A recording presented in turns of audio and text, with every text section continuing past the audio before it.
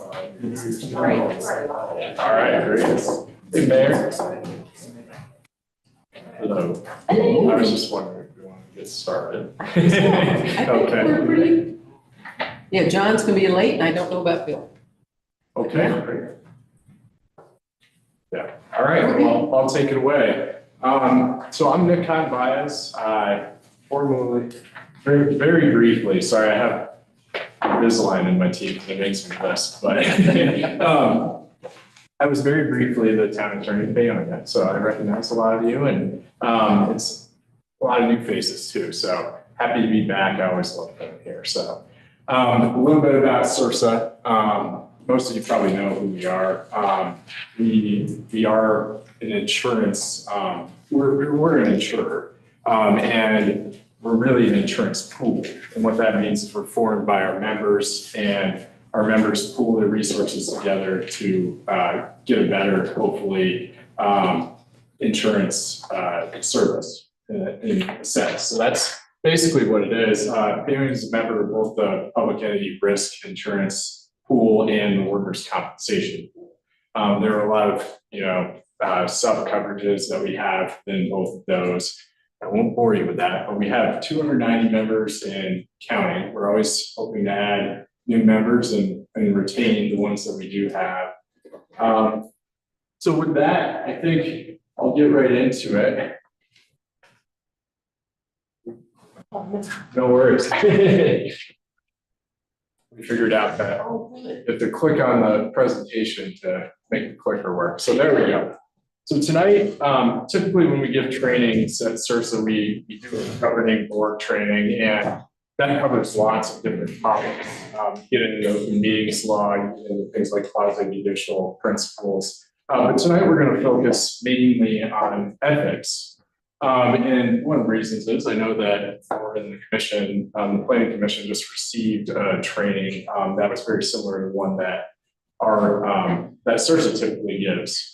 So I think focusing on one specific area is a good way to practice it and to learn it. But we will talk first about supporting the town's organizational structure because that ties in, dovetails nicely with ethics. I just noticed this sign, be nice and be fair. It kind of, in a way, encapsulates what I'm going to be talking about tonight. But ethics isn't always about being nice, So I think what we talk about when we're talking about ethics too, you might think of morality. You might think of ethics in the sense that the philosophers thought of it. And I was looking up some quotes in preparation for tonight. And one that stuck out to me was that ethics must begin at the top of an organization. It is a leadership issue, and the board must set the example. Ethical behavior is doing in private what you would do if the world were watching. I think we've all heard that one before. It might pop in your head as we talk about these principles tonight that how's anyone going to know? And that's not the right question to ask, right? Because even the most rational approach to ethics is defenseless if there isn't the will to do what is right. So underlying all of these principles is doing what is right. It's not just being nice, as this sign says, but it's doing what is right. And I know why you have this sign here, of course. And then lastly, a lot of you have joined your commission, the board of trustees, because you do want to persuade others of your point of view. I mean, that's what it is, being a public official, persuading others to come to your point of view in hopes that will be the consensus, right? There's also the other side of things. When you're not part of the majority, you have to live the decision that the majority of your board does make. So ethics and integrity are one of the most important persuasion tools that you actually have. And I hope that you can see that as we practice some ethical scenarios. So after we talk about the town's organizational structure, we're going to get into the ethics laws. And underpinning a lot of those are the principles we just talked about, but we're getting more specific to municipal officials. You'll find the ethics laws in the Constitution. There was a constitutional amendment in 2006 where the people of Colorado decided they wanted their public officials to be held more accountable. People spoke, and there were state statutes around prior to that, but the state statutes were then taken a look at following the constitutional amendment, and you have statutes that are very similar and bear out a lot of the principles that are in the Colorado Constitution. And then you do have some local rules here. The board code of conduct, the code of conduct for elected officials. That is resolution 2017-06, I believe. And we'll talk about those a little bit at the end. And I don't, even though we're going to talk about them for only a short period of time, I don't want to discount their value because they are important.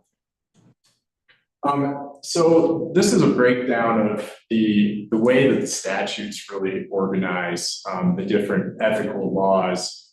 You start with the public trust and the fiduciary duty. Does everyone know what the fiduciary duty is of a municipal official? It's really holding the interests of the organization above those of your own. So if you have a personal interest in something, like all of us do, you have to think about the people. You have to think about the town as an organization. And you have to put that interest first. You have to put your personal interest aside. And that is your fiduciary duty and so on. And then we will talk about some ethics scenarios. And I think the best way to learn ethics, because it really is a pretty dry topic when it comes down to the nuts and bolts. I hope the introduction was a little entertaining, but we're going to get into some dry material. So the ethics material, the ethics scenarios will hopefully bring it all together and get your attention back. And then beyond ethics is really, ethical laws and principles only go so far. You have breached the public trust and the fiduciary duty if you engage in an ethical violation. But ethics isn't everything, right? We talk about things like manners. If you're like me, it was my mother who instilled manners in me. But it could be anyone, and I encourage all of you when interacting with people to think of that person. And it's if you're religious, people talk about what would Jesus do? That is the same kind of principle. That is something that we encourage when it comes to something called beyond ethics. Of course, this isn't going to be a religious presentation, but that is, things philosophically, like those quotes I read at the beginning, often do come from things like that. So before we get into it, I do have to give a brief disclaimer. This presentation is a training resource only, and it's not intended to address any specific instance or provide legal advice on any pending issues. I say this with more importance lately because recently one of our presentations ended up as evidence of litigation, and it was quoted in a brief, and we are just giving at CIRSA interpretations of the law. So one more thing, I do encourage questions, but we do have a lot of material to get through. So I am going to try and move through this rather quickly. I'll try and naturally break for questions. We do have, I believe, 4 parts, so I'll try to stop after each one. So what is the town structure? At its root, what it is statutory board administrator form of government. The board takes care of the overarching policy issues. It is the legislative branch of government, and the administrator and the staff under the administrator have the administrative and executive powers. In Paonia, the mayor does retain some executive power that's borne out in the code, but the chief administrative officer is the town administrator. I've included citations here for the provisions of the code that address the legislative and corporate authority versus the administrative authority. This is the most common form of government. It's been borne out time and time again to be the most efficient way to do things, and that's why you'll see most municipal governments structured this way. Oh, there it is. Okay, so these are the actual code provisions that I just referenced. The town administrator one is much longer, but you'll see there's an ellipses in there. And it starts to talk about the finances of town and public works and things like that. But really, it's the executive and administrative authority that the town administrator has, whereas the board of trustees is the legislative body and has the corporate authority, which is synonymous with legislative authority. This is your organizational chart, and I confirmed last night that it's the most recent one. And you know, I worked on this chart, at least a prior version of it when I was in Paonia, and we wanted to talk about the importance of the residents and showing them at the top of the chart and having everything flow down. You know, residents' involvement in government is limited, and but they do have legislative authority and power of referendum and initiative. So that's very important. And of course, the residents' input is extremely important as well. So you'll see here, and we're going to talk about supporting the town structure. And I know that other presenters and I myself have harped on this a lot before, but it's very important to uphold this structure, not just for efficiency, but also to keep yourselves out of trouble. And when you sign on to this, you might not have known that as a public official, you can be held personally liable for things. And, you know, it sometimes surprises people to hear that. The good news is there are broad protections in the law, particularly the Colorado Governmental Immunity Act, if you're acting within your role. So that's why it's so important to act within your role, because if you're not, or if you're acting willfully and wantonly, which I'll explain the definition of, but you don't have the benefit of that immunity, and that's the only time you don't. So even if you're acting negligently, the law requires something more.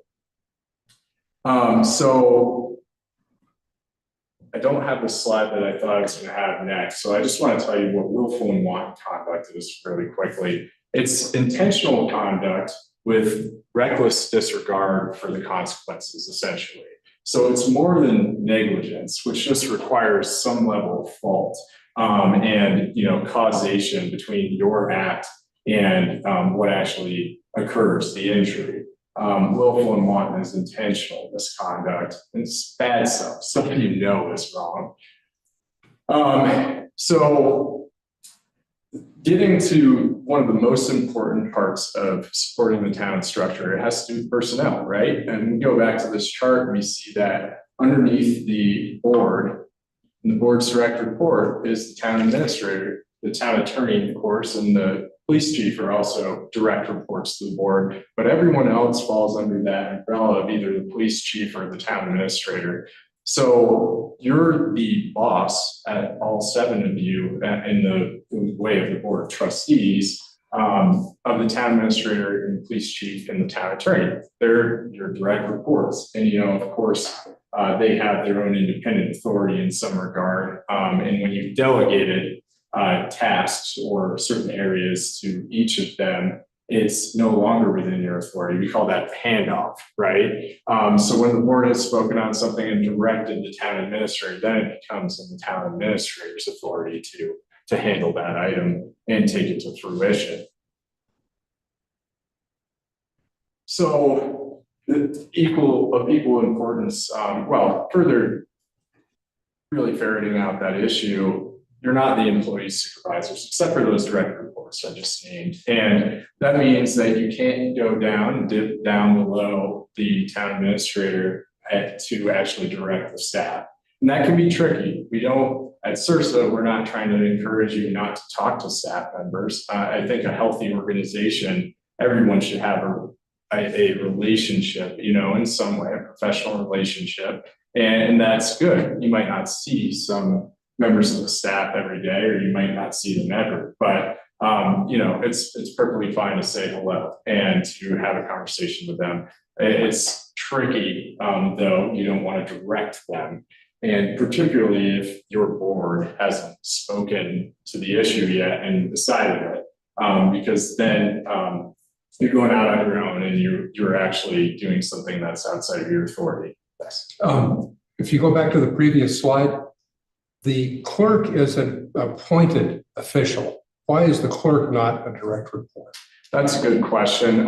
So the clerk is both an appointed official and an employee in this instance, and this is pretty common among municipalities. The clerk, the statutes, while still important, on the town clerk, the town treasurer, and the marshal in one instance, and the town attorney, those are the officers that are created by statute, right? But what's happened in most municipalities, the clerk gets brought under as an employee under the town administrator. These statutory positions, it used to be that sometimes they were even elected. And it could have been someone who, the treasurer, for instance, has very specific statutory duties. And many of them just have to do with issuing checks or warrants, as the law calls it. The clerk had similar responsibilities, but now clerks are asked to do much, much more than they were when those statutes were originally written and passed. So that's why the clerk is an employee of the town. But they're technically a direct report. They're appointed. They can't be fired by the administrator. Requires a hearing for cause to dismiss them, correct?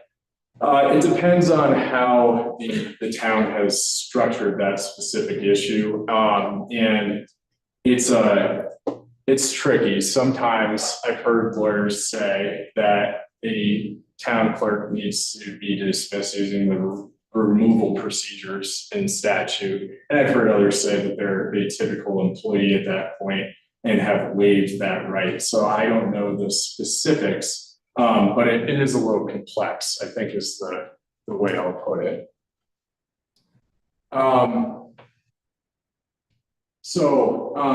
I guess all this is to say that you should not get individually and improperly involved in personal issues. And I think that that's a very important point.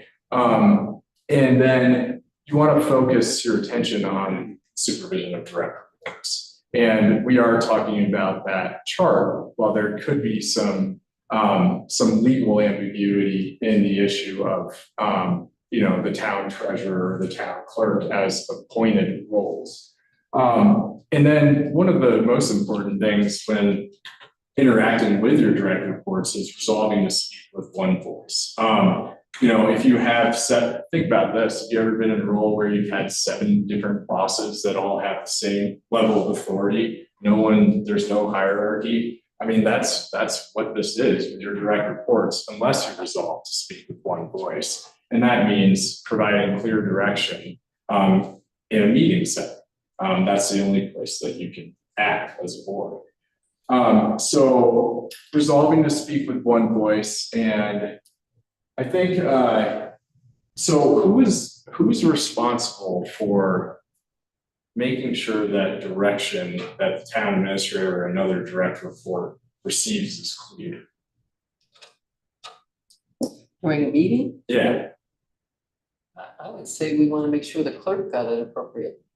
Yeah, and I think that's right. You're getting to the issue. It's the board's responsibility.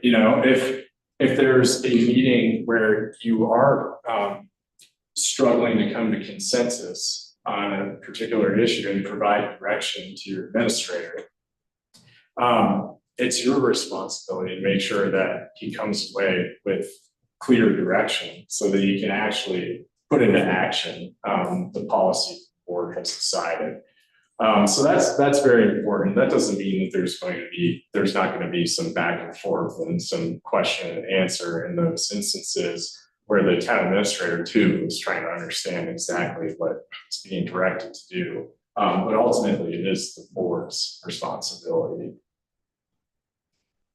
So we talked about Colorado Governmental Immunity Act and swimming in your lane. I think, you know, maybe it's because of the Olympics, but I've been coming back to this one as the best illustration of what you need to do. You need to stay within your job description. You as a board have a job description as a commission, and your authority is written in the ordinances and it's written in the statutes. And whenever you're thinking that something might not be within your authority, or you're thinking that it is, but you can't find the authority in your governing laws, then it might be that you can't do it.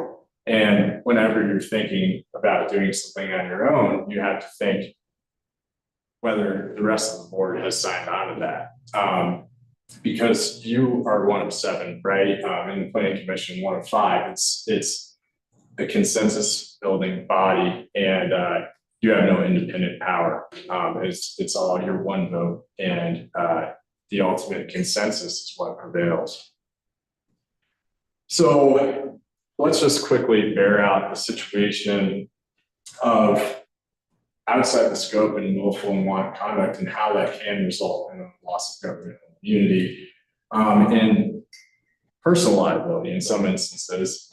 If you do something that's outside the scope and somebody relies upon whatever you're doing, let's say you go out and you negotiate a contract for the town and you don't have authority from the rest of the board to do that, the town's not going to want to honor that contract if the rest of the board members, in retrospect, in hindsight, aren't going to agree with it. So what are they going to do? Are they just going to live with that and pay the town's money to fulfill that contract? No, what they're going to do is they're going to say, you did that, it was outside of the scope of your job description. You did not have authority to do that, so we're going to hold you personally liable for that contract.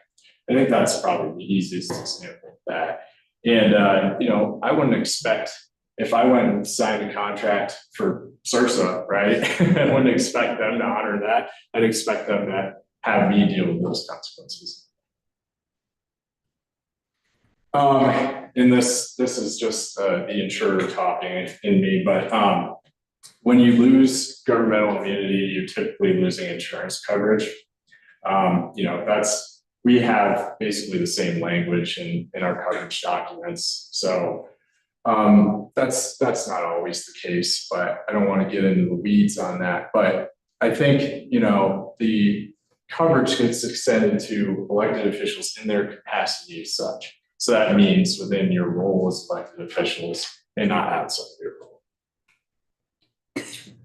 role. So key point is that CGIA provides a form of qualified immunity, but it's not an absolute shield. There are several waivers written in the statute of governmental immunity. You know, one of them is the dangerous condition of the public building, right? You know, if you have knowledge of wet stairs and you have a maintenance plan, and that maintenance plan is not being fulfilled by, you know, mopping up the wet stairs, and somebody falls down the stairs, it's open to the public, somebody falls down the stairs, then you very well may have waived your governmental immunity in that instance. So there are things like that. But the willful and wanton conduct is the biggest waiver, and when it's outside the scope of your employment as a board member or commissioner, that's what we want you to focus on as elected officials. The other one is the CGIA does not protect against federal liability. So liability arising under federal law or under the federal constitution, the US Constitution. So you might have heard of 1983 claims, and that's when there's clearly established constitutional right and you violate it. So in quasi-judicial settings, we frequently bring this up, because if your quasi-judicial principles, when you're asked to act like a judge in reviewing, for instance, the development application of liquor license, you have to give that person due process because it involves a property interest. So due process is a constitutional provision, right? It's in the 14th Amendment. And what that basically says, no person shall be deprived from life, liberty, or property without due process of law. So if you violate quasi-judicial principles, it could be the case that you've violated some of these due process rights, constitutional. And if that's clearly established, and what that means is the case law shows that there's a clear violation of the due process clause of the Constitution, then you can actually be sued, be held personally liable for damages. And that's unlike what happens in the typical course of a quasi-judicial hearing violation. Usually you just have your hearing overturned. So if there's something where there's a clearly established right that's been violated, you can actually be held personally liable, and the damages could be high in those instances, particularly in First Amendment claims. We've seen those settle for, tens of thousands of dollars. So yeah, and then just recognize that civil rights claims, and you just brought up First Amendment, Second Amendment is another big one. And those can be exacerbated by bad facts, and those can be perceived or they can be actual. But if somebody perceives even that you've done something wrong,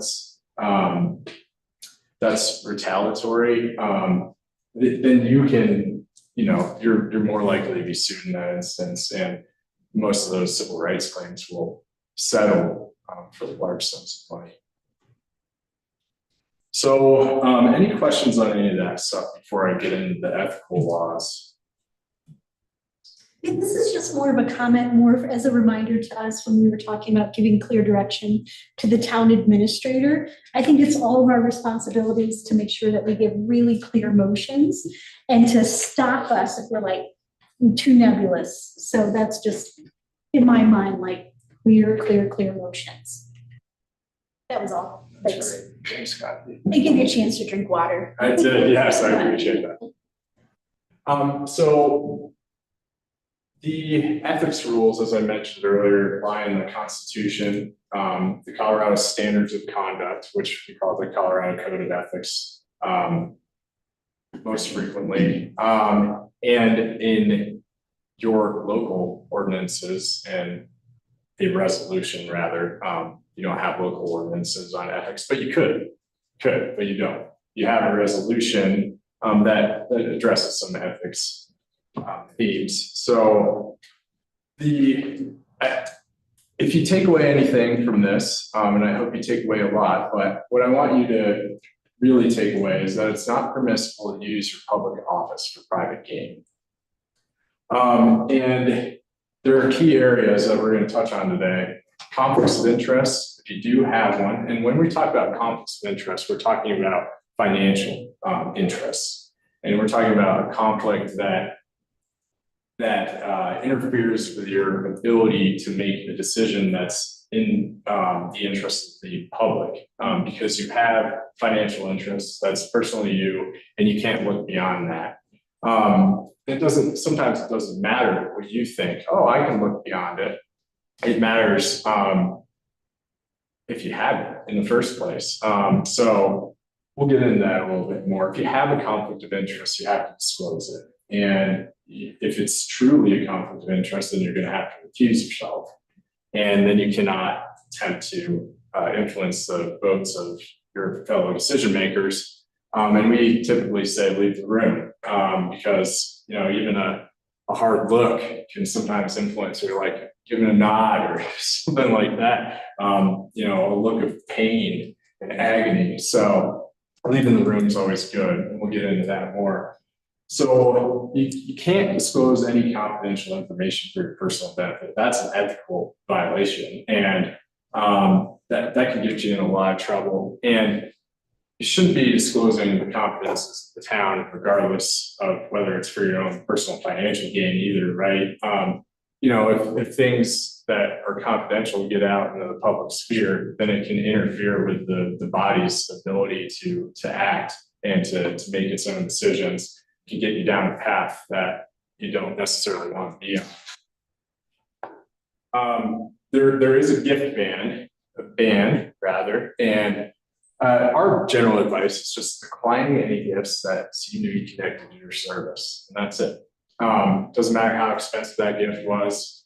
It does matter how expensive it was, but even if it's of nominal value, decline seems connected to your service. If it's more expensive, the greater the ethical violation. And actually, if you've received a benefit in the way of a gift, you have to pay back double if you're found to have violated the gift ban. And then just a very important principle: avoid situations that may create even the appearance of impropriety. In matters of ethics, fair or not, sometimes perception does equal reality, and reality equals perception. If somebody starts to think that you're acting unethically, they're going to keep coming back and saying it, and that's not conducive to progress. So this is the constitutional amendment that we talked about. The one thing that I didn't really bring up is that it established the Independence Ethics Commission. It doesn't have advisory in the word, but what they do is they issue advisory opinions. If you had an ethical question, this is available to government officials, you could actually submit the question to the Ethics Commission, and they would return an opinion to you. It takes forever. We've had when I worked at the firm, we had clients do it over the years, and it took forever. And often we didn't think the opinion that we got back was right or well thought out, at least. But once you do it, you got to abide by it, right? So if you can first sort of self-police and then consider within the organization whether you have an ethics issue, you might have a conflict of interest. I think that's a better thing to do, because otherwise you're going to be hamstrung until a year later when the Ethics Commission gets back to you. But it is available to you. Let's say we're very important. I'll get right to you though. But let's say it's a very important thing to you. You own a business, and the business is you have a contract with the town, but this is before you get on board. Technically what the ethical rules and the Constitution will say is you have to divest of your interest in that business in order to serve on the board. So that might be the end of it. But let's say there's really a question whether it's in violation of ethical laws, and it's something of that importance to you. I can't think of a specific example on that. Then you might want to submit for an ethics opinion. The ethics board pretty much limits its scope to financial matters, doesn't it? Yeah, that's right, because conflicts of interest, we're really talking about financial interest. Yeah. And then I did mention this before, but yeah, double the amount of the financial benefit is the penalty.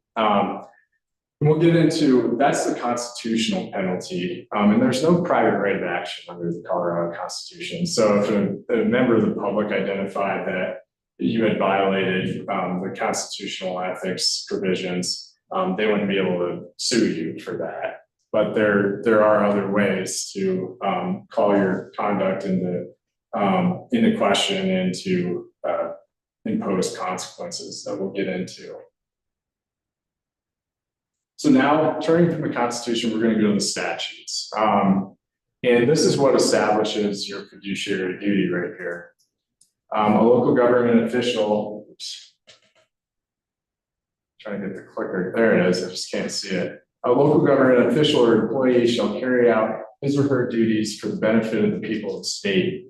So that's holding the interests of the municipal organization and people of the state above your own interests. In your case, we're talking about the residents of the town, those that you govern.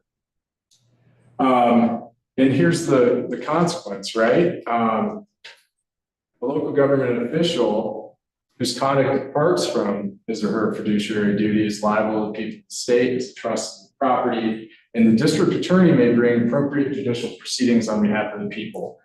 I will tell you that a lot of legal commentators are not particularly fond of that, because district attorneys are not used to doing that, right? They're not used to going in and what's a civil action. They're not used to prosecuting something like that, right? They're used to prosecuting criminal conduct, and they're busy.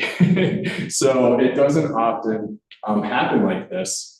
So the question really becomes, what are the consequences? And there can be local consequences. There are remedies available to you as a board, as the commission, if one of your members is violating ethics laws, and those are in your local rules, often. But this is what would happen if things really went south and there was an ethical violation. You'd bring it to the district attorney, to his or her attention, and they would decide whether to bring appropriate judicial proceedings. And then any money actually gets paid in the coffers of the municipality, but it comes from the person who's engaged in the unethical conduct. How often do you see these financial ethical breaches? Like every year? I mean, how many towns a year? Not very often, Suzanne, and I think the reason is they're often paired with criminal conduct, and the person ends up in jail. So, or faces criminal consequences, and that's easier. I mean, that kind of, like what I said earlier about the district attorney having more experience in those criminal cases. I mean, that is what we see most often. Yeah. Just a quick question, will this presentation be available to us? Yes. So the next question, we've established what your fiduciary duty is. We've established, what the public trust is. And basically we're talking about what it's a synonym with your fiduciary duty, right? You're violating the public trust if you're violating the fiduciary duty. So now we want to know what conduct or actions result in a breach of that. And those are stated in section 109 of the ethical standards of conduct. So we'll jump right in. So in order for you to be held liable in that action with the district attorney, there has to be proof beyond a reasonable doubt. And like I said, it's not criminal per se, but it does require proof beyond a reasonable doubt. So it's like a criminal proceeding in that way. That you've engaged in a substantial financial transaction for business purposes for the person whom the official or employee inspects or supervises, and of course, official duties. So let's say the public works director has one of his employees who owns a roofing business on the side, and the public works director wants some work done on his roof. Can't contract with that employee because the public works director directly supervises him or her, and you can see how that would be a conflict. What if things go wrong? That's going to hamper the organization and the efficiency of the organization. Might have been, I don't know how many public works employees own roofing companies, but you get the gist, right? I mean, it would be a good cycle. And then you can't perform, and this is some weird language, but you can't perform an official act directly and substantially affecting to its economic benefit a business or other undertaking in which the official employee has a substantial financial interest or is engaged as counsel or consultant, an agent, etc. So on your board, on your commission, you can't perform an act that's going to basically result in your financial gain, your business's financial gain. And substantial, that word's going to pop up a lot. Keep pressing the wrong button, but that's going to pop up a lot. And what I encourage you to do is, in a way, ignore that term because it hasn't been well defined. And it is a sort of a one-off case-by-case analysis. What is substantial? And the Independent Ethics Commission makes that decision, but it's not always consistent. So if you ignore that word and you basically just say financial interests, directly affecting or economically benefiting a business, then you can avoid whatever it is that's substantial. Even though you might find safety in that work eventually. Use it as a safe harbor rather than something that you can go up against. So, and then the last one that results in a breach of the fiduciary duty in public trust is accepting goods or services for the officials or the employee's own personal benefit offered by a person who's at the same time providing goods or services in town under a contract by which the person receives payment or other compensation from the town. And then there is an exception, and we'll get into that. But can we think of an example first? And I have one.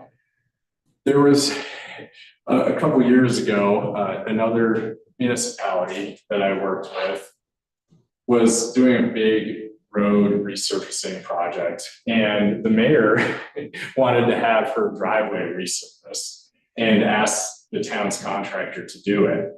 And we actually had to go through this analysis. Did the totality of the circumstances indicate that the transaction was legitimate, that the terms were fair to both parties? The transaction is supported by full and adequate consideration, and here was the kicker. The official employee does not receive any substantial benefit resulting from official governmental status that's unavailable to members of the public. The town wasn't going to open up this resurfacing project to everyone wanting their driveway redone, so it was off the table, and she survived. So these are technically, if you violate these guiding principles right here, you have not violated public trust or fiduciary duty. So I asked the question why, and I tried to ferret out the answer.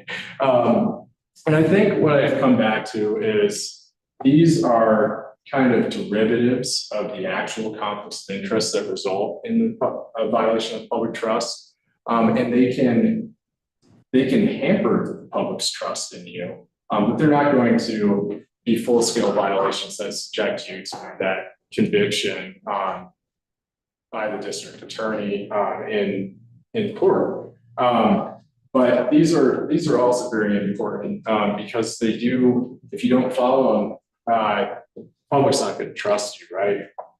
So if you acquire a whole financial interest in any business or undertaking, and you have reason to believe that you may financially benefit by official action taken by the local government, that's an ethical principle, violation of that ethical principle. And then another one is that within 6 months following termination of your employment or your office here, accepting a job that can take direct advantage of information that you've learned while you were on the board or an employee, this applies to employees too.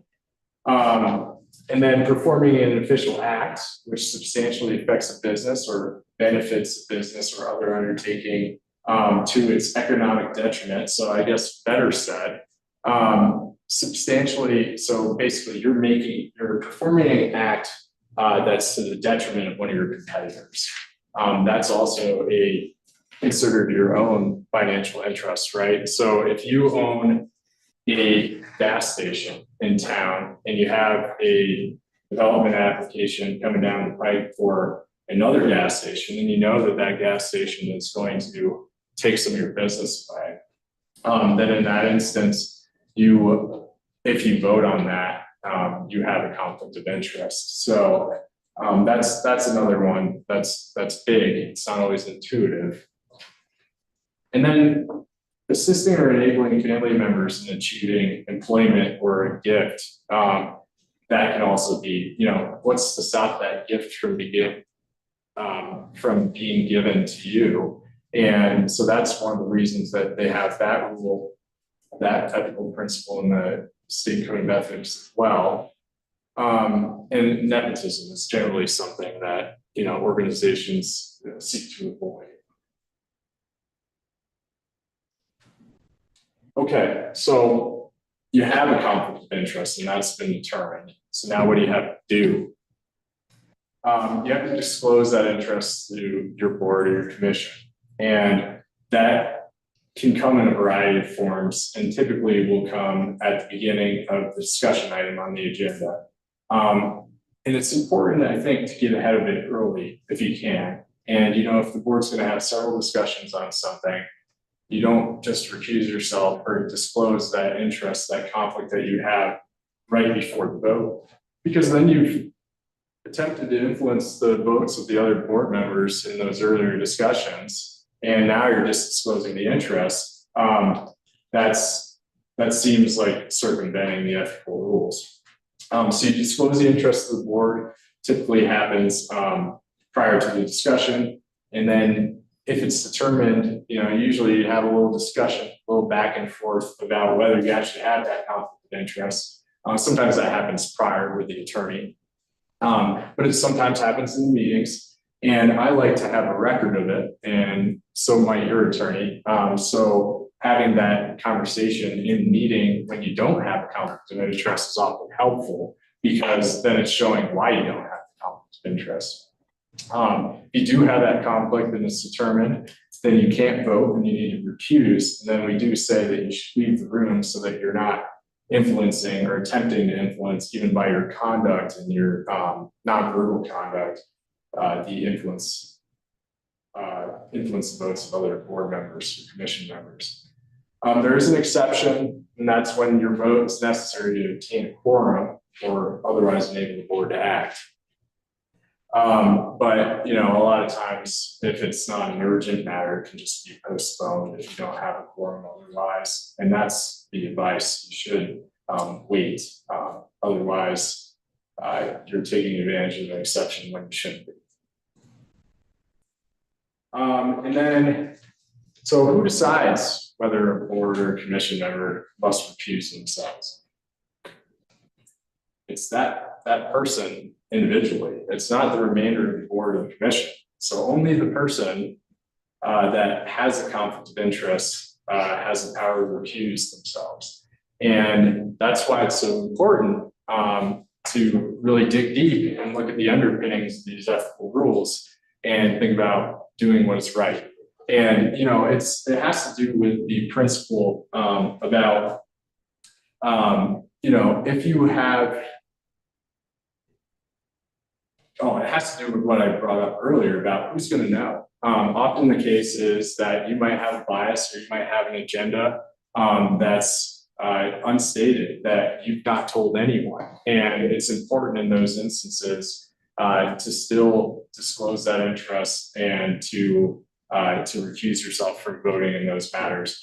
And often it will come out in a discussion that you have personal interests. You've heard it before when somebody just keeps saying in a discussion where they're just like, they keep bringing up their own anecdotes. They're like, oh, at my house, or, on my street, or something along those lines, or when I was going through the building permit process, or, and then it becomes clear to everyone that their interest is not that, it's not aligned with those people and the organization.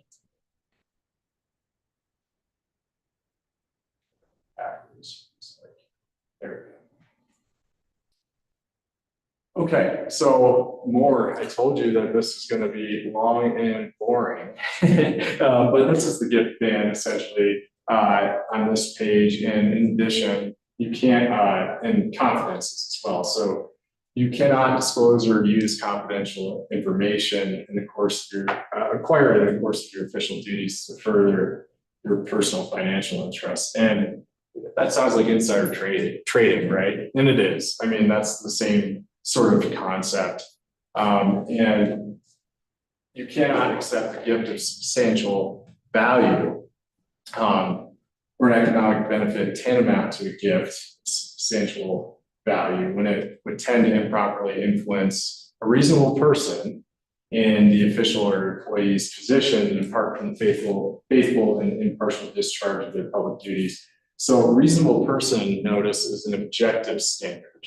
It doesn't matter whether you think that it's going to improperly influence your decision. It matters what others, the reasonable person, that's a fictitious person created by lawyers and judges. And what it really is, it's just yeah, there needs to be an objective standard. Not everyone is reasonable, but think about what the reasonable person would believe.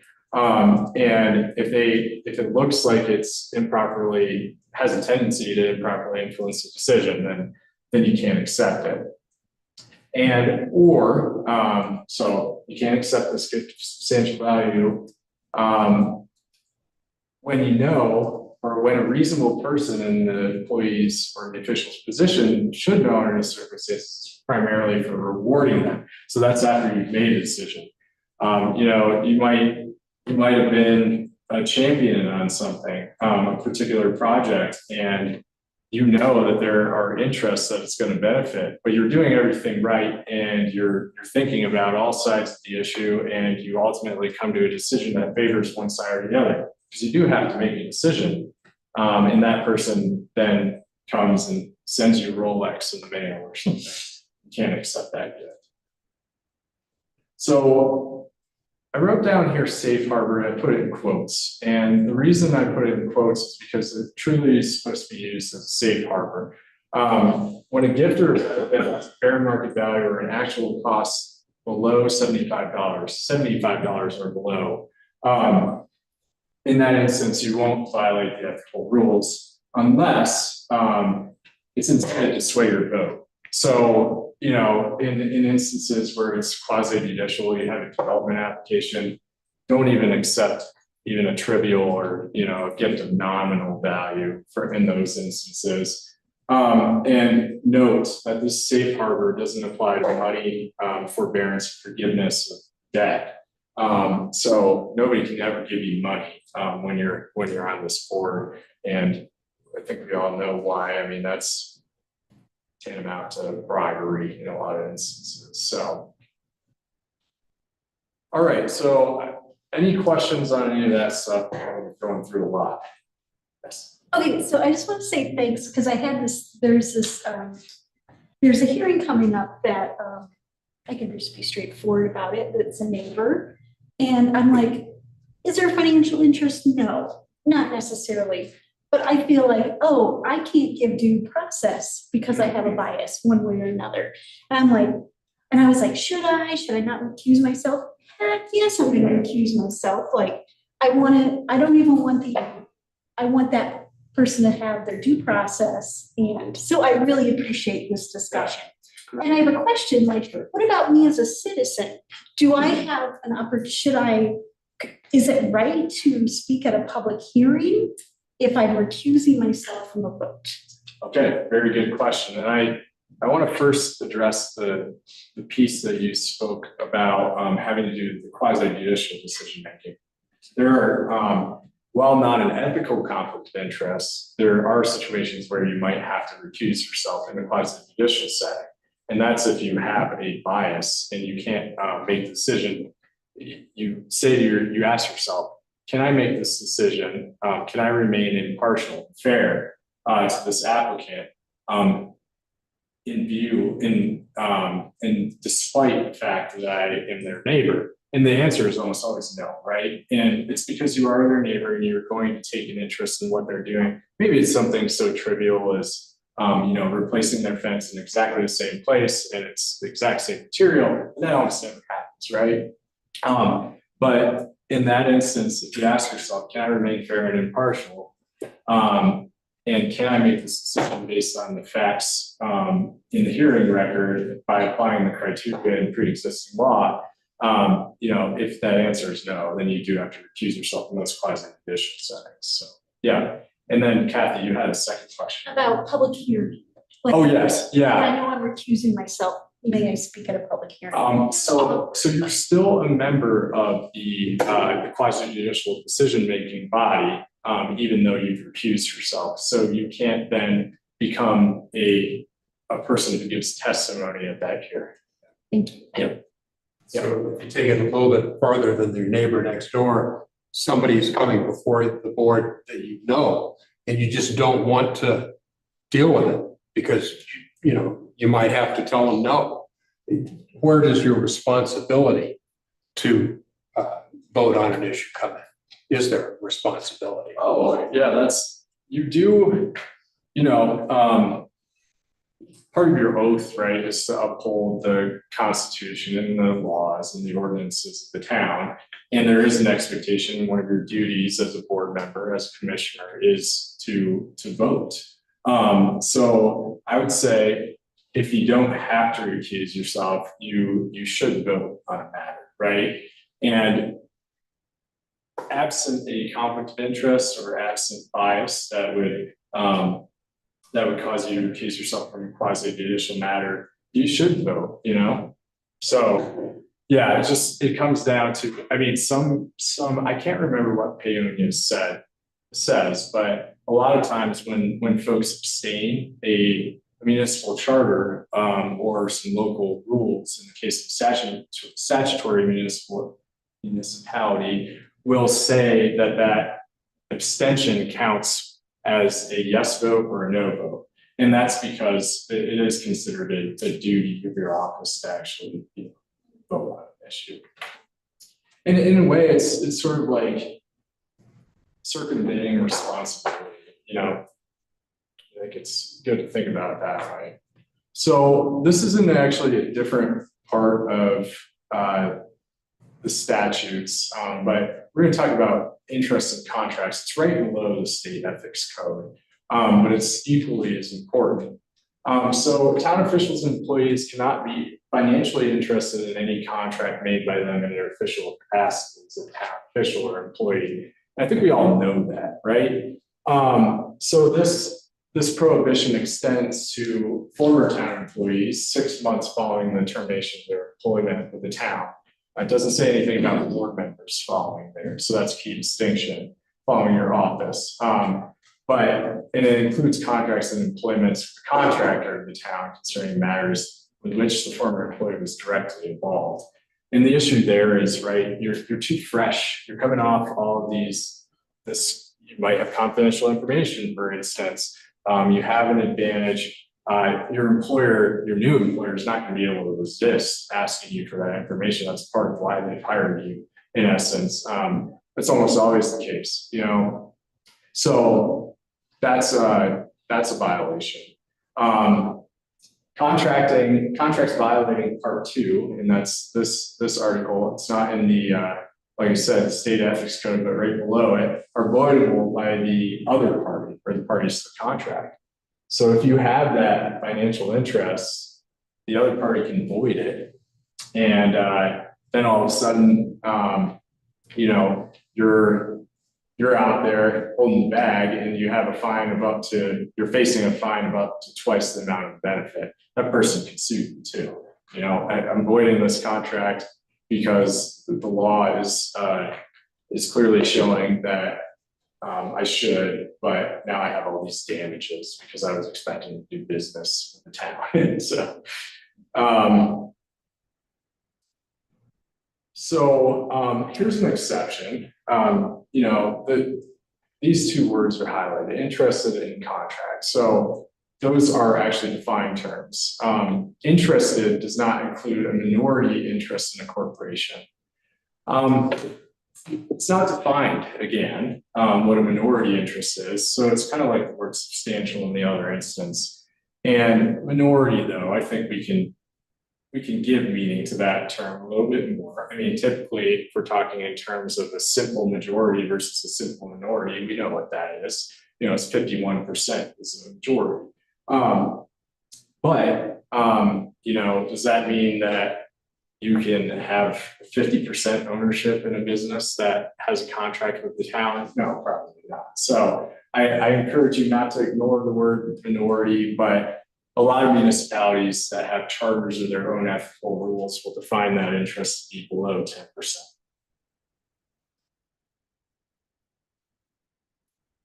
Okay, so now looking at the definition of contract, and the way the statute defines contract is by way of what a contract is not. So a contract does not include a contract awarded to the lowest responsible bidder based on competitive bidding practices. So there could be an instance where a board member, a trustee, or a commissioner holds or owns a company that contracts with the town and has achieved that contract through competitive bidding, and that would not be considered a contract that's in violation of the prohibition on contracting with the town as a municipal official.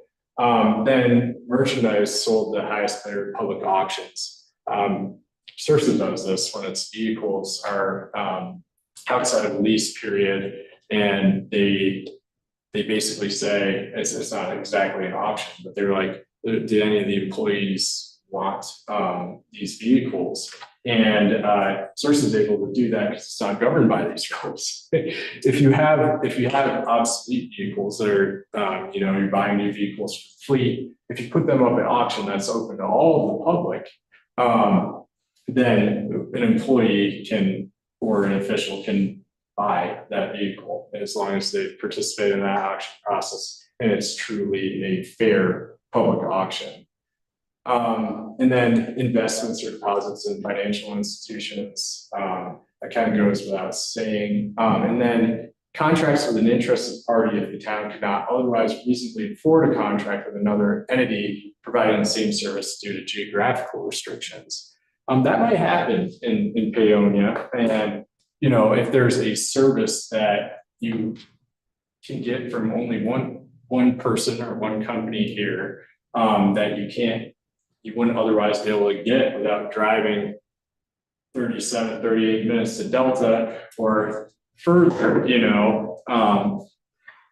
that in those instances, that would not constitute a contract.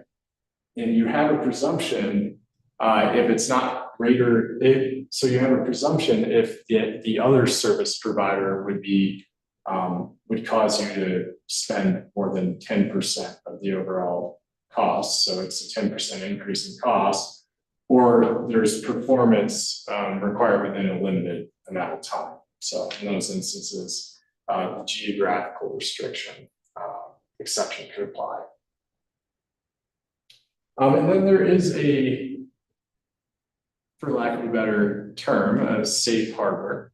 So if none of these exceptions apply, there is a way by which a public official or employee can still enter into a contract with the municipality, and that's if the employee or official has disclosed their personal interests and has not voted or attempted to influence the votes or decisions of other decision makers. So that's another way that can happen. Now, these are the ethical rules, right? This is what you cannot do. You cannot enter into contracts as a municipality, as a public official. And there are exceptions, but just because they have these exceptions written in and you're not violating ethical rules isn't a good decision for the organization. In a lot of instances, it might not be, because you have now another interest at play that's going to stick around longer, because there's a contract involved. So take caution in pointing to these exceptions when we're talking about contracting. And I think best practice is just to, if you're a public official, you're a trustee, you're a commissioner, you're an employee of the town, don't enter into a contract with the town. All right, so we're going to go on to some scenarios. Does anyone have any questions before we get to that? We're moving right along, so this is good. All right, so I'm calling them real life scenarios, but they're actually fictitious. But they're based on some ethical dilemmas that are commonly faced by municipal officials and employees and some other municipalities I've worked in. You guys want to partner up, or should we just kind of discuss these? I'll just kind of run it by you, and we can kind of I'll get your thoughts. Yeah, this is kind of an important point. I want you to focus on spotting the ethical issues and applying the ethical rules rather than focusing on other legal issues like the town zoning code or use of municipal water or things like that. I know that in some instances it wouldn't be allowed to construct a new building that requires more water right now. So, but we're not gonna focus on that piece here. Okay, so scenario number one, and I think there are 4 of them. Trustee-elect owns a business that embroiders clothing, like sports uniforms and promotional items, with monograms and logos. Whenever the town needs official town of Paonia polo shirts or other merch, the town staff orders from her business. Will the town be able to continue to order merchandise from the trustee when she takes office? If she is the only one available to embroider in town, I would say, sure. That is a good point. Any other points? Well, this stuff is so easily available online. Why do you have to rely on a local business person? Yeah, and I think that was, that played out exactly how I wanted. Oh. So I'm pleased. Good job to everyone. And yeah, so that's the tricky part here. It's yes, they might be the only person in town. But on a thing like this, it might be the case that you could go to the internet, and I think that's likely how the Independent Ethics Commission would view that as well. So there's the first point. How about the safe harbor if they disclose the conflict and they don't vote on where to buy t-shirts? Yes, yeah, that is the safe harbor, and that could be applied there. Yeah. And often what will happen in those instances is the remainder of the board will see it as being something that's not doesn't look great, and will decide to go elsewhere. It's tough for the staff here because they've been ordering from this person for years, and so how does the staff piece that I took out of this was, the staff's fearful that this trustee is going to be mad at them, and it got into a little bit of how mad the trustee actually got. And then you're, having a trustee, once she gets on the board, individually interacting with the staff member. So there creates an issue there too of organizational efficiency. So there's another layer in a small town like Peonia, where people might think, well, we have to keep our business local because it's keeping the doors of a local business open and we support them. And I don't know where that would come in. Yeah, and I think you could have that kind of discussion if the trustee were to bring that to the remainder of the board and say, hey, I would like to continue doing business with the town, leave it at that, leave the room, town has that discussion. And I think the board could legitimately have that discussion and still decide to continue doing business in that instance. If the trustee is fully reliant on the business of the town, I think that's going to become more problematic because it might get into one of those situations where there's some, begging and desperation happening, and that causes problems. So, and then Bill just predicted this one, and my last point was just there is a legal way to do it. So, but all those issues are at play, and you can see how the analysis goes. And while it might be ethical, you have additional considerations that come into play, and it's like, well, is this still the best thing for the town? Is your ultimate consideration once you get past the ethical considerations? So you don't just stop with ethics, in other words. All right, next one. The town has received an application for a controversial development that will eventually come before the Board of Trustees. Though it hasn't yet been reviewed by the Planning Commission, we must provide a recommendation to the board. Following a hearing on the application, Trustee Linda observes the applicant developer walking into a local coffee shop, needing her morning coffee and treat, Americano and a ham and cheese croissant valued at $9.50. Trustee Linda walks into the coffee shop and gets line behind the applicant developer. A barista notices Trustee Linda and greets her by name. Overhearing, the developer turns to greet Trustee Linda as well. When the developer gets to the front of the line, she turns around and offers to cover Trustee Linda's order. How does Trustee Linda respond? Absolutely no. Yeah. Absolutely no. That's what I like to hear. That's what I like to hear. Is it going to be an ethical violation? Well, maybe, right? Because there is a development application, and it is a quasi-judicial proceeding that's about to happen. And that could look to a reasonable person to be an attempt to influence that trustee's decision. And if you're like me, I think I'm a pretty friendly guy. You know, if somebody's gonna buy me coffee, I'm gonna think to myself, oh, that was really nice. And that's kind of gonna stick with me. So, you know, if maybe it plays out that since it was well under $75, that it wasn't an ethical violation, but we don't want to test that. We don't want to test that because not only could that give rise to an ethical violation if you test it, but it could also hamper your ability to participate in that upcoming controversial development. And we want everyone to be able to participate because that's how boards are supposed to function. All right. Trustee Jeff owns an auto body shop called Big Jeff's Body Shop. I don't know why that made me chuckle, but that's a great name. Repairs to vehicles following collisions amounts to 70% of Big Jeff's business. The other 30% of his business is generated through tire sales and other miscellaneous car parts.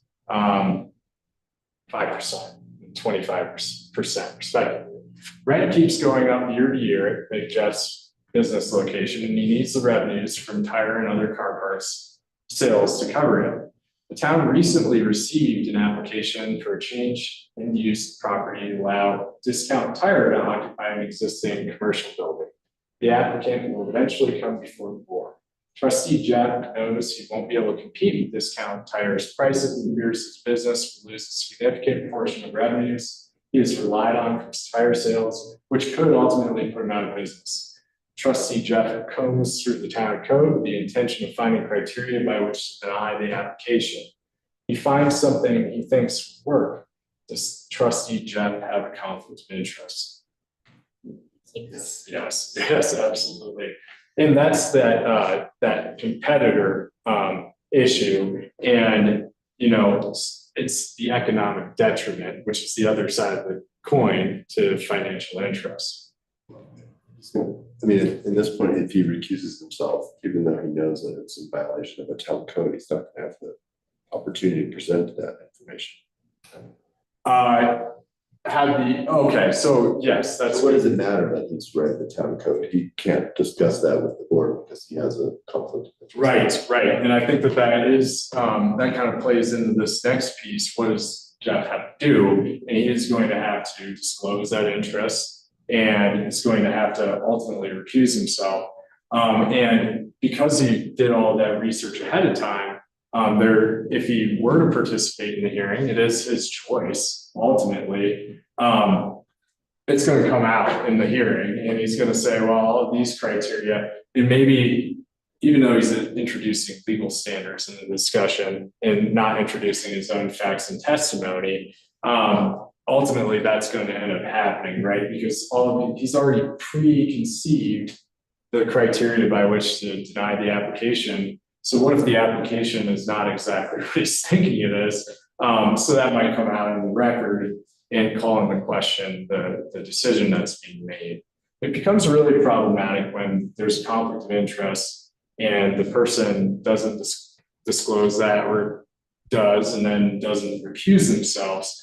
Because not only do you have an ethical violation on their part, but you have it now a quasi-judicial decision that can easily be challenged. And people often ask me, well, a Rule 106A4 challenge, and that's how you challenge a decision of one of these bodies in district court.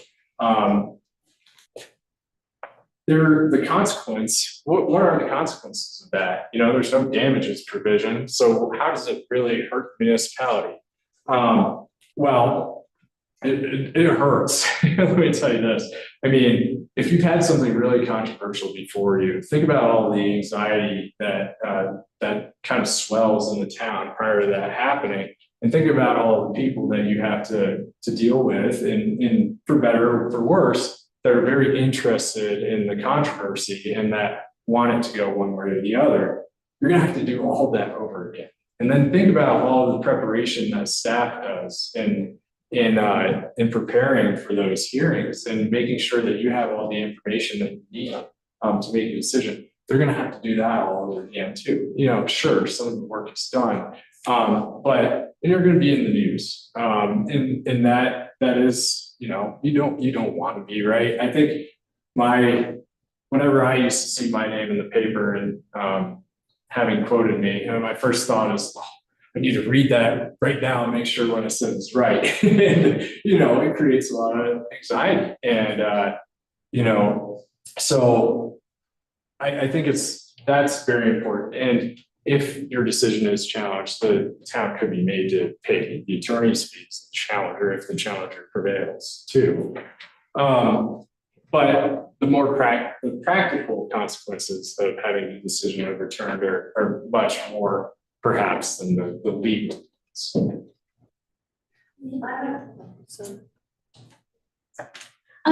can I ask another hypothetical question? Sure. Hypothetical question. So let's say trustee Jeff does all this research to deny the application, recuses himself, but in the process, I'm assuming he cannot share it with other trustees because it's quasi judicial, but can he share with members of the public who bring it forth? that's a good question, and I can envision a scenario where that might actually happen, and probably has. You know, in that instance, the trustee, while recusing himself, is still a member of the board of trustees and is still technically part of the body that constitutes the fair and impartial decision maker. So then to behind the scenes, use others as a mouthpiece. Really, that trustee is testifying himself in that instance. So I do think that would be a basis on which to get a decision overturned if that were found out. Yeah. Wouldn't you call that an attempt to influence the decision of? Oh, yeah, absolutely. Yeah, absolutely. That is an attempt that's a better and more plain way to say it. Yeah. So I have a question. So if it's something like that could really affect his business, and he might decide to like, well, I'm not even making any money as a trustee, so could he just resign and represent himself at the hearing? Yeah. Is that, there's no issues behind that, right? That's true. Yeah. Ultimately, if you decide that your personal interest is worth more than your being a trustee or a planning commissioner, then absolutely resignation is available. And I don't want to encourage resignation because we all very much appreciate your service. But yeah, in those instances, that is the calculation. A lot of times what happens is you will see resignation when it's that important to someone. Well, the discount tire, geez. Yeah. That could end his livelihood. Yeah, well, I'll tell you, I have my own personal grievances. At Mazda, I have a Mazda and my tire, one of them popped and they told me that they were too old and I had to get all four of them replaced. And it was so expensive. It was over $1,000. And I was like, okay, so next time I went to Discount Tire, it was half that, so. You should go to meetings. Okay, next time I will. Would a decision like that be subject to a referendum? Oh, let's see. Well, you know, typically it depends on a lot of things. I've seen an ordinance, so sometimes municipalities require an ordinance to approve a planned unit development, because technically it is a change to the zoning map in a way. You're allowing somebody to make specific modifications to a building plan, a site plan that don't comport with the provisions of the zoning code, and that vary for lack of a better term. It's different than a variance, but you're allowing them to have some minor exceptions, sometimes major ones. So in that instance, I have seen that ordinance or that approval document been subject to a referendum. And that's actually happening in a municipality right now. It's public record. It's town of Dillon, Colorado.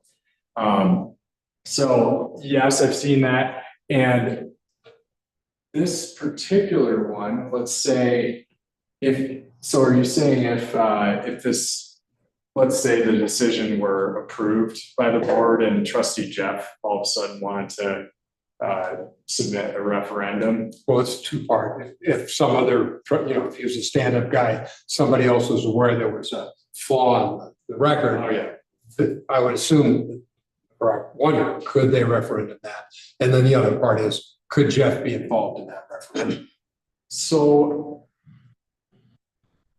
Jeff could not be a part of it just because unless he were to have resigned because he's a sitting trustee.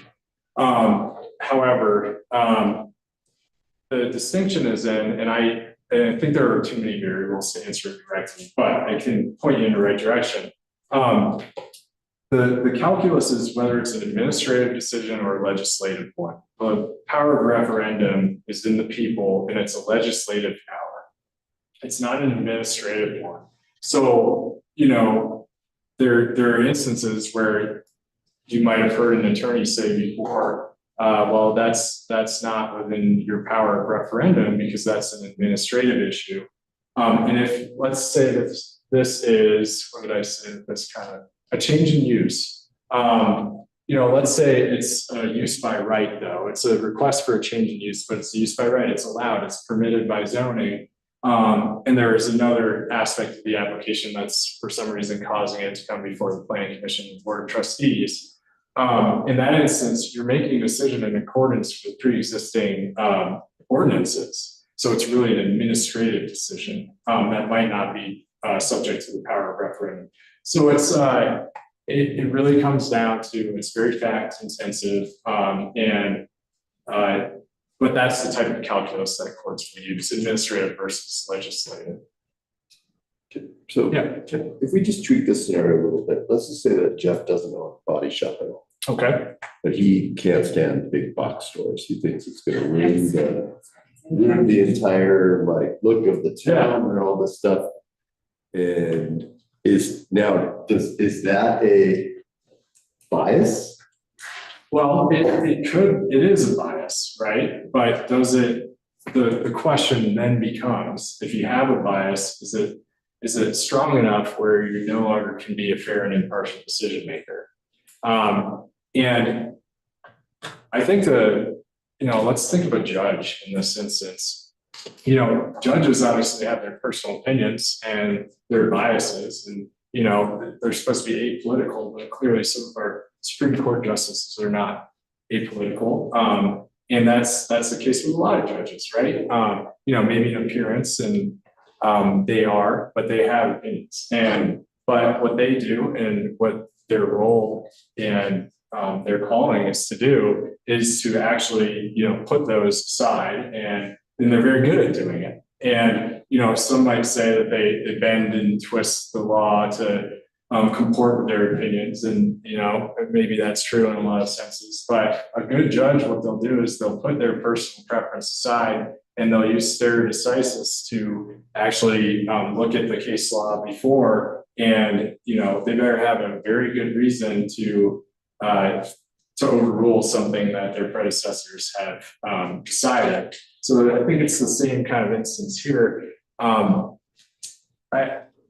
There was recently an issue just like that in Castle Pines, a newer municipality near Denver, very adjacent to Castle Rock. And they basically just said they didn't want a McDonald's.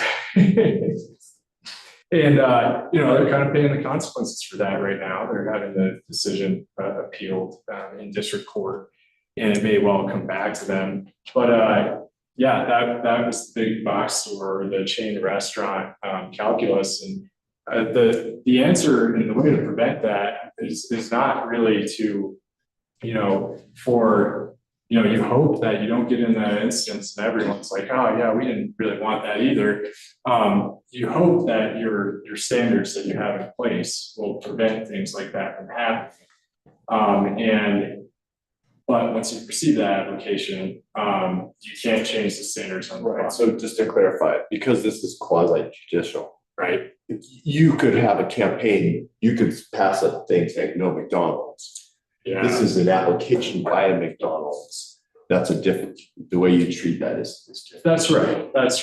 Yeah, and I think, So when looking at the bias and whether it's something that can be overcome and there can still be, your vote can still be fair and impartial, you know, you do have to worry about appearances too. You know, maybe you were out there campaigning against big box stores for 20 years before you got on the board, and now you're immediately faced with making a decision on that. You're going to have to do a lot of work to show the public that you can be fair and impartial in coming to the decision and by applying criteria in the code to that specific application. But it can be done, right? You know, a general distaste for big box stores certainly wouldn't constitute bias in a lot of cases. Yeah.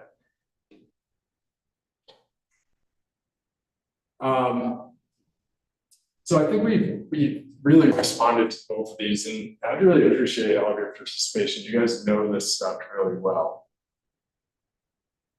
Okay, so scenario 4, this is the final scenario. Planning Commissioner Matilda is part owner of a real estate company that owns an undeveloped tract of land within town limits. The real estate company originally planned to develop the property. However, due to changed economic circumstances, the company now desires to sell a portion of the tract, amounting to about half of its total acreage, and applies to the town for approval to subdivide the tract into 2 parcels of roughly equal size. Commissioner Matilda participates in the Planning Commission's vote, and the subdivision application is approved by a margin of 3-2. At no time during the pendency of the application or the public hearing were the other 4 commissioners made aware of Commissioner Matilda's ownership interest in the real estate company. The real estate company begins steps to sell the newly created parcel the day after the subdivision approval. So let's try to spot the issues here and, you know, just pointing out pieces of this that are, you know, might cause some concern. One issue that you're intended to spot, I should this clicker. It went away. But notice that's this part owner. So we're talking about the calculus there is minority versus majority interest. So how much ownership does she have? So that's the first issue. But that might not be that important, right?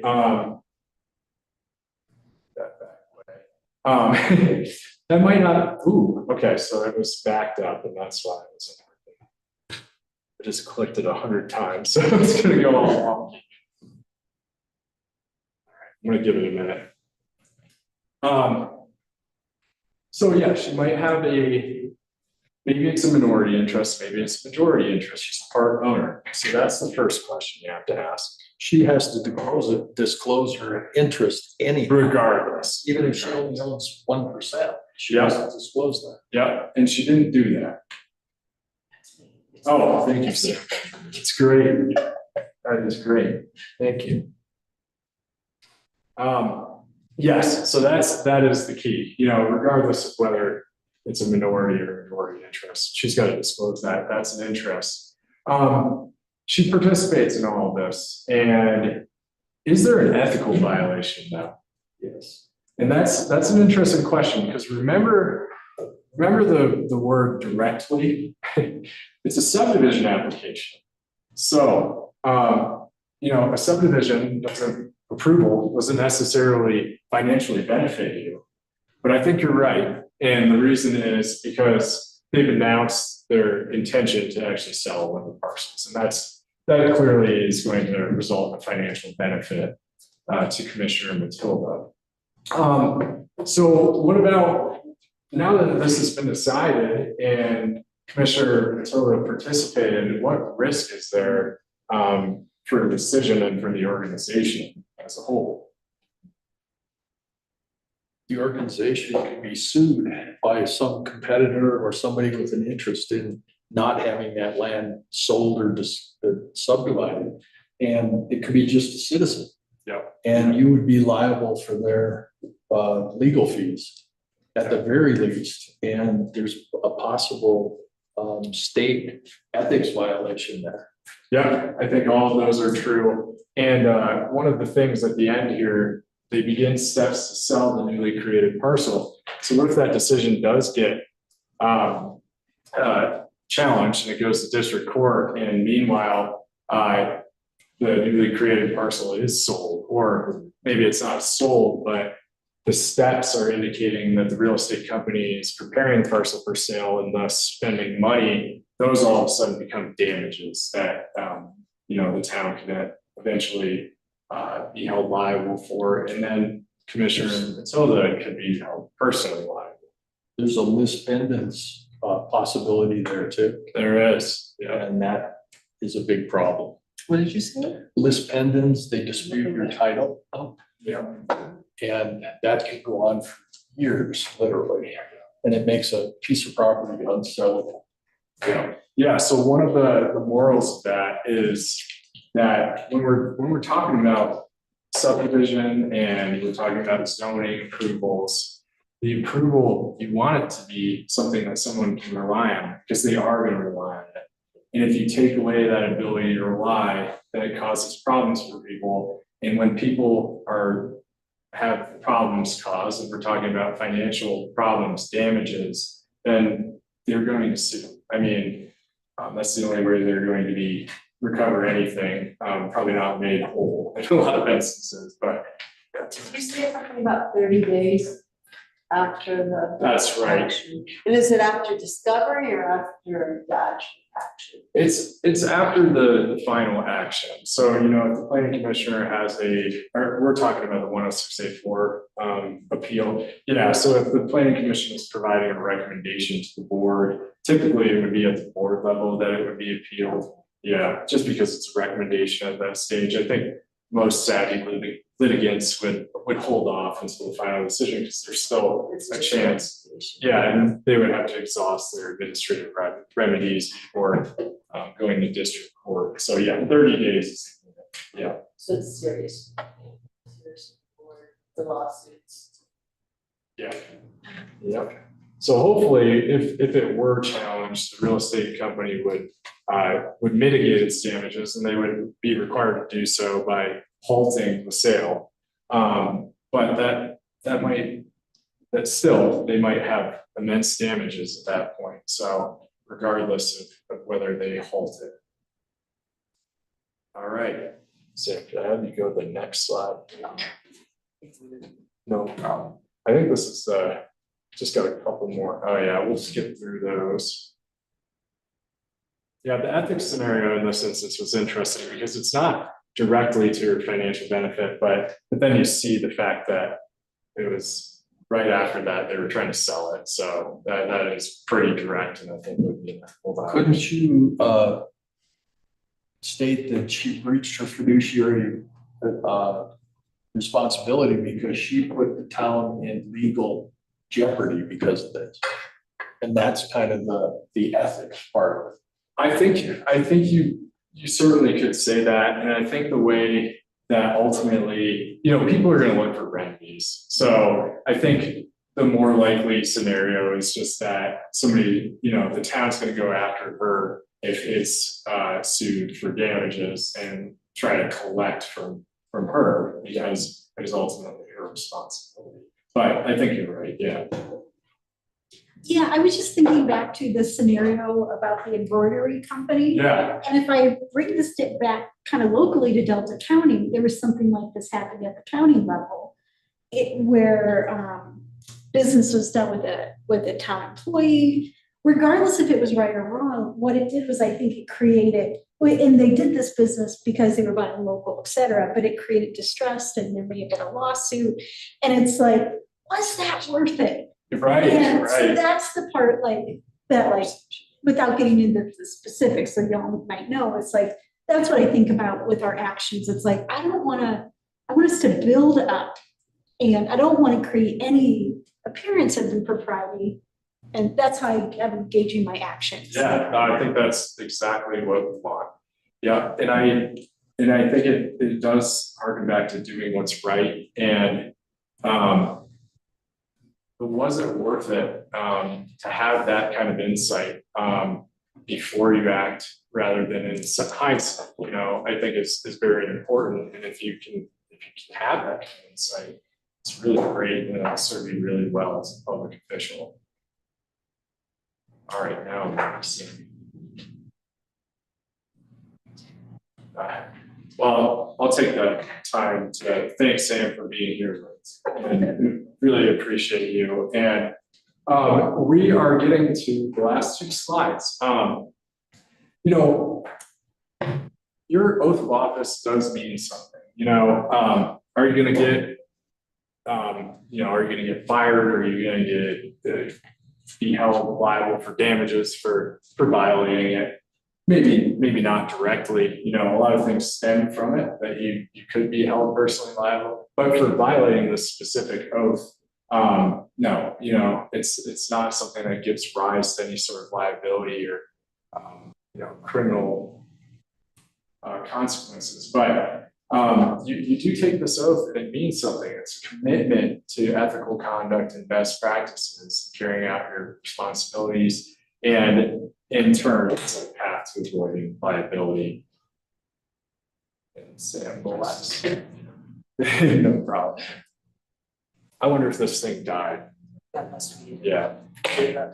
So this is what I referred to at the beginning. This is resolution 2017-06, and this is the standards and conduct for elected officials. So note that it doesn't apply specifically to the planning commission, but I do think that as a guiding, they're great guiding principles for all of the boards and commissions of the town, and they are binding on the board of trustees. And there are consequences that are written into another part of the resolution, but I can't list those here because I want to focus on the conduct that the town is expecting. And, you know, this is the board of trustees that impose this on themselves. And if you think about that, that's a pretty powerful thing, right? It's a group of people coming together to police their own conduct in a way that was agreeable. So that's a pretty big feat to have accomplished this.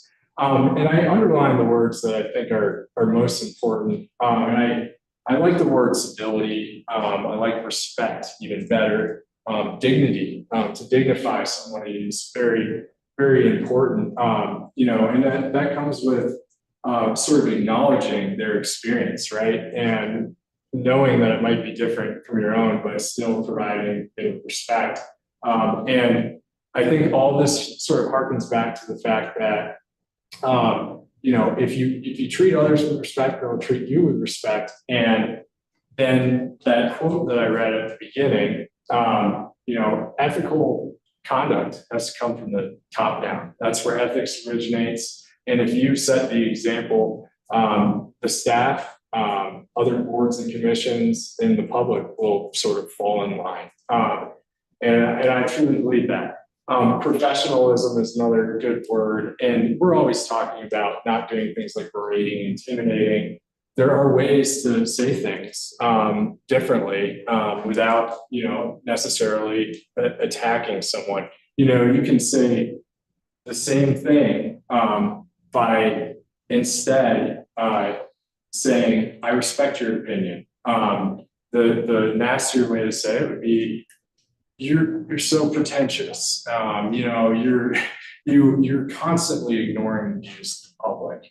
Instead, why don't you just say, you know, something along the lines of, you know, I encourage you to consider the views that we've heard tonight in coming to your vote. And while I respect your decision, or your vote and your position on this matter, I feel differently because, and focus on the reasons rather than the person. Just to get to these, I think all of these, if you read them in some, the themes here are really the words that we highlighted: civility, respect, and dignity. And also professionalism could be another one, but all of the ones in the list, A through G, all of those principles can be said to tie into those. And I think if you set a good example, it will flow through to the rest of the community, and it will foster trust and efficiency in government. And I think there might be one concluding slide. So Okay, concluding thoughts, even though that did sound like a wrap up.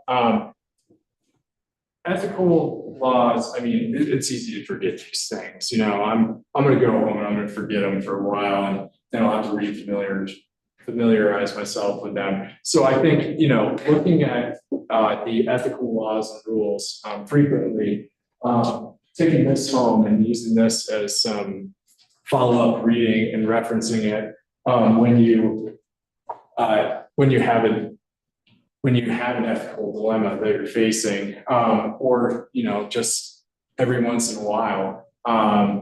And then familiarizing yourself with those standards of conduct for elected officials, if you're on the board, and maybe using them as some guiding principles if you're on the commission.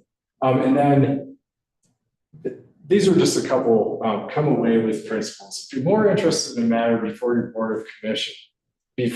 board or commission than any other member, ask yourself why.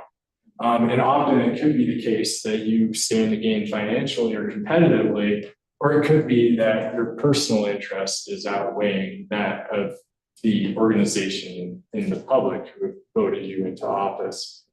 And then thinking critically about your interest in the matter and how your participation in the decision will look to members of the town organization and the public. That's a good way to do it because there are objective standards written into the statute. So you have to, it's kind of meta, right? You have to try to go beyond the ego. You have to look down upon your own thoughts. It's a hard exercise to do, but it's doable. And then we encourage you to seek safety and not risk. You know, if there's an ethical, you know, you think that you might have a conflict of interest, seeking safety means speaking to the town administrator, a staff member on your board, the town attorney, and ferreting that issue out. It's often best to talk about it because, you know, getting everything down in a conversation and having that back and forth with somebody can actually help clarify your own thoughts and help you get that objective point of view. So with that, thank you all for your public service, for having me. It's wonderful to see a lot of you and to meet those of you that I have before. And I hope to be back in future years. But anyone have any final questions? Yeah, since you brought up that this one before the last slide, the standards of conduct for elected officials. One of the slide you didn't include was the penalties for violation. One includes removal. And it's my understanding that removal of an elected official requires something akin to malfeasance under state law.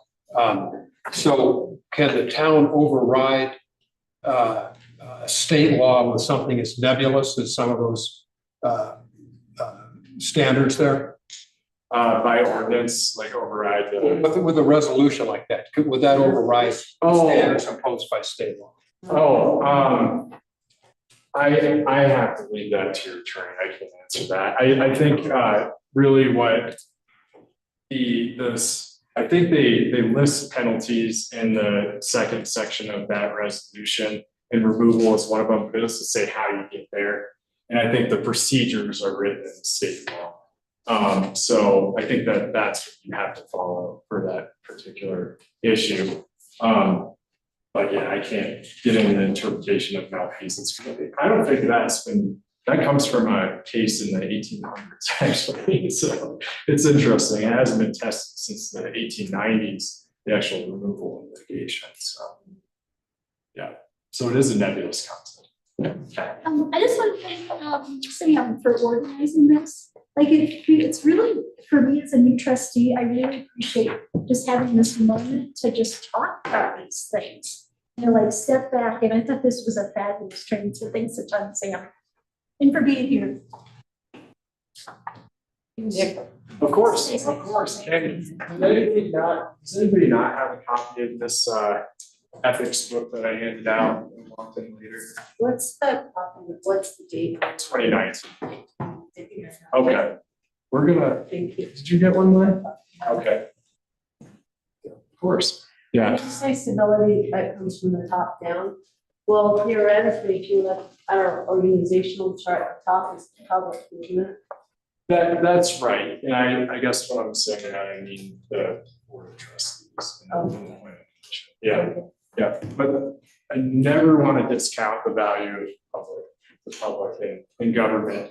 Municipal government, has the benefit of actually it's being closest to the people, right? And it's where the citizens can actually participate in real change, whereas those opportunities are fewer and far between at the state and the federal level. All right. Thank you. Yeah, of course. Safe travels. Thank you. Yeah, I'll leave tomorrow morning.